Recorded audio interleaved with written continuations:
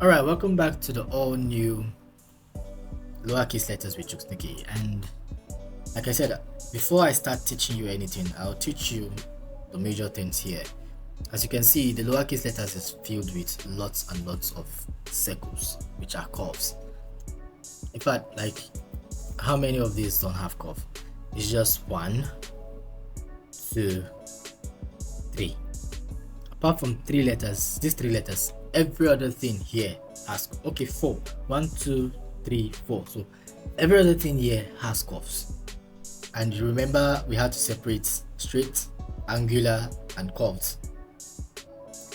This time we'll also do the straight, but the straight and angular just comes together. And then in the curves we'll have subcategories. We'll do the 3x3, the 5x3, and then the anomalies.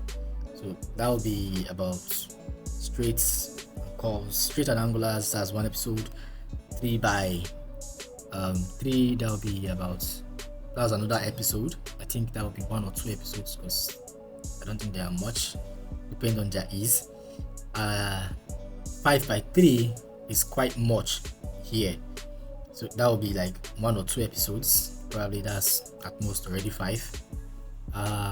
That would be at most 5, right? Yeah. And then last but not least, the anomalies. So at most 6 episodes and we're done.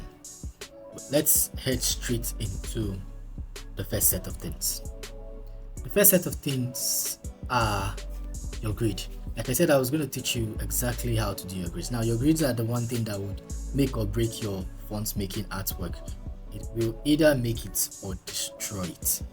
If you use the wrong size of grids at the start, you might not even notice it in the A's, the B's, the C. You will not even notice it in the M or the K. See, the one thing that's going to make you notice it are the anomalies, which is mostly the S, mostly the Y, mostly the X, mostly the W. Those are the ones that will really judge your creativity. Those are the ones that will really make you feel, okay, I think something is wrong somewhere. That's what you're going to be thinking. So first and foremost, right off the table, I tell people, get your grid straight. The grids we're using here, to create your grids, I go to edit, I go to preference, and under preferences you see grids and guides. Now I customize my grid to be specific. I like my grids in proper manner. Now Adobe comes with 72, 73 pixels and then 8, I think, but that's not accurate by proper standards of arrangement of grids for us. We need something that is definite and exactly squared, not rectangles, not slightly rectangle, but square, like completely square. So every grid line is 50 pixels away from each other and subdivisions are 10. This is the proper grid I'm using for this particular art, for this whole work. And the reason why I said 50 rather than 10 by 10 is because I'll show you right here.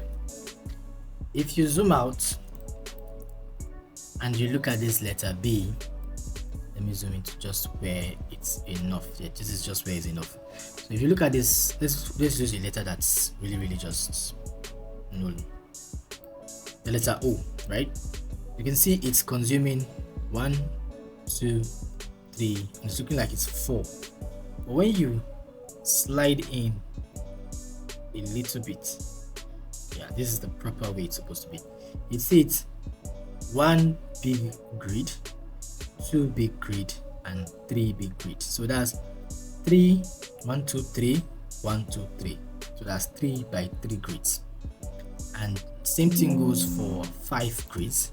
You see 1, 2, 3, 4, 5 grids. This is it basically. Now why I said 50 pixels in between is because if I say 100 pixels or 10 pixels in between, if I said 10 pixels, there will be about 100 of these tiny boxes inside here. And if I said 100 pixels, there will only be 5 of these tiny boxes inside of this. Like there will be 5 by 5. So I said 50 spacings. So 50 pixels, it means each of these boxes you're seeing is 50 pixels on any device.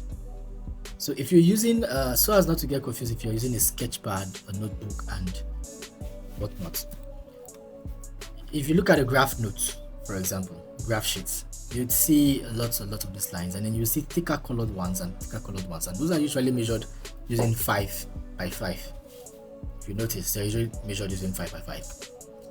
So I just made it like I divided those 5 into 4 boxes each. So let's just do an example. If I said 50, now let's say I said 10 pixels, right? You now see in your graph notes, you see those 10 pixels, they are now so tiny inside. In your graph note, this is what you see: 1 2 3 4 5 by 1 2 3 4 5.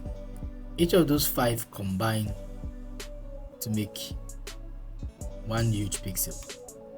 But not to get confused, let's take it back to what we're supposed to use. So when you're setting your grid, you pick a specific amount, and that amount is the amount you are going to use throughout your work. Like, you're not changing it for any of the letters. You are using that same measurement for all the work to keep all the unity in place. I know you're looking at some of them right now and it looks like they're in the wrong place, but they are not. I bet you see it. They are not in the wrong place. They are all just in the right place. This is the guide system.